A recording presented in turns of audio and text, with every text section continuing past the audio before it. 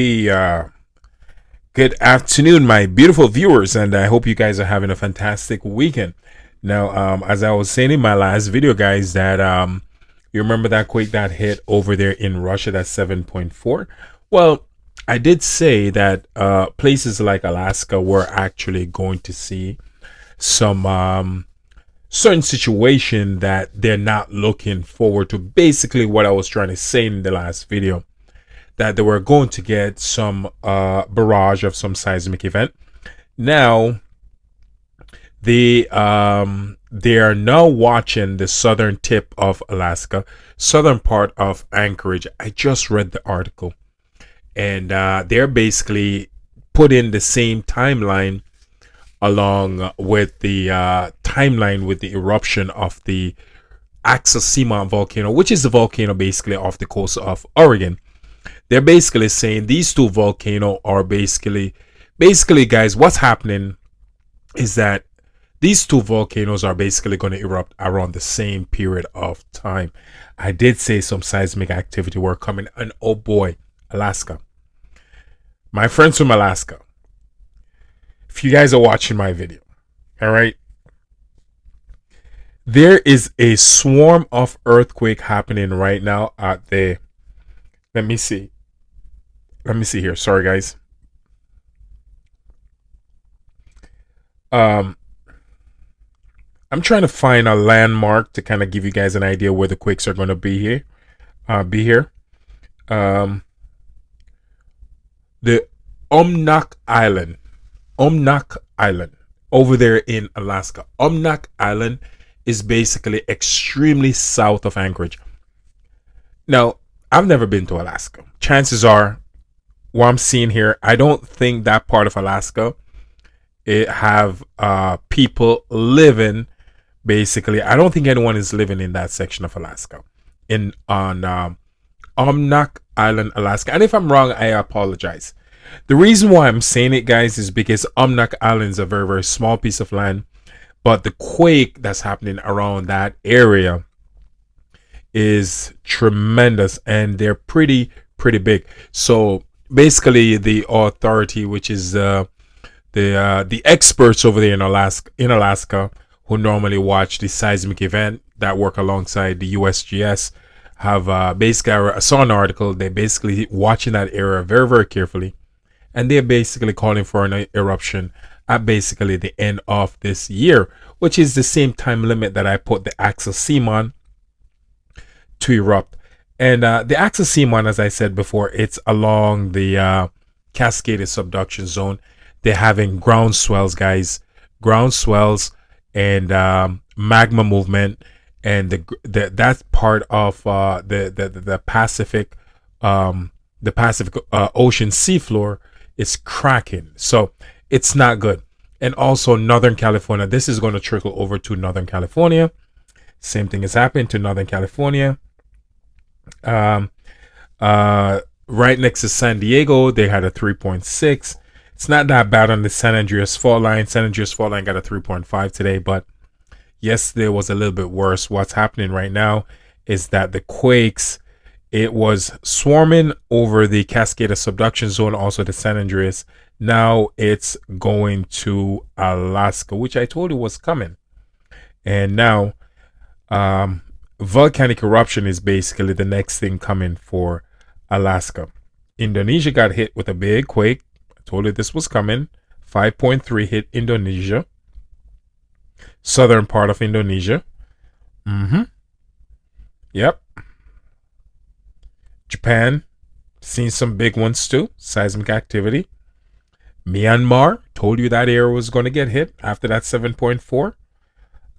Yeah. So again, and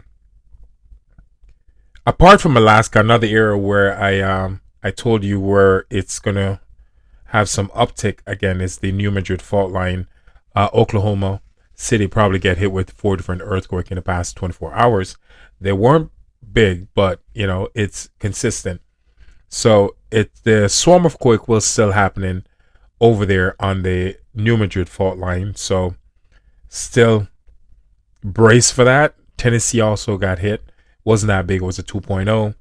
but is the consistency of small quakes that's happening on the New Madrid fault line, where keeping my eyes on. Seattle got hit with an earthquake. Washington State. My apology. Vancouver, Canada. I told you these quakes were coming because of what happened over there on that Russian territory. Cascade subduction zone is still taking hit, but guys, it's still all good. But volcanic eruption is going to get pretty crazy, and as I said before, guys, weeks ago, October is a month where you guys want to really pay attention. All right, pay attention to that month because we're going to see some seismic activity, big seismic activity unfolding.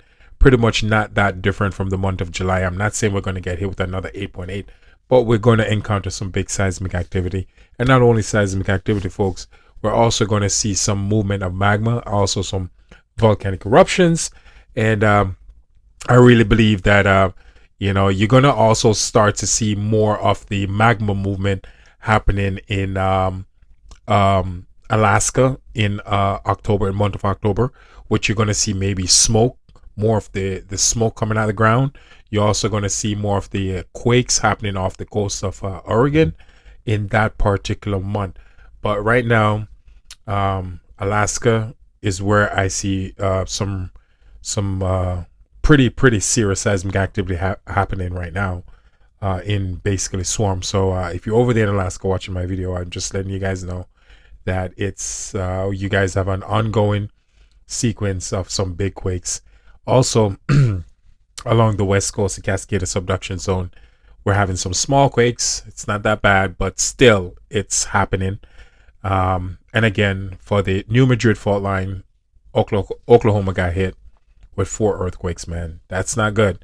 They weren't big, but that's not good. And Tennessee got hit with 1. So it's not stopping anytime soon. But once again, guys, the month of October, I told you about the month of July, what was going to happen, and look what happened. I'm also going to put you guys on your P's and Q's again for another month, and that is the month of October. All right, get yourself ready because we're going to see some stuff unfolding that, it's just going to change the way we live, and we can't do nothing to stop what's happening and what's coming. All we got to do, folks, I encourage this over and over. Learn to be self-sufficient. Learn to, get in. I can't stress this enough, guys. Get your hands on books. Get your hands on books that teach you how to live off the land. About edible plant life. The stuff that's you can eat in the wild in case you don't have no access to food. You know what plant you can eat and you won't die from it, and it will keep you living basically and give you the proper nutrition you need. For example, dandelion. A lot of people are not aware of this, but dandelion is something you can actually find in outside of your house in any garden or any on any lawn. It's pretty much is all over the place here where I'm at. So that's something that's edible. You can actually eat it. So I'm just saying, worst case scenario, you can find something to eat without starving to death. And the only way you can know this information is by getting your hands on the proper information. And you want to buy hardcover books that give you these information, guys. You don't want this information on your phone, okay?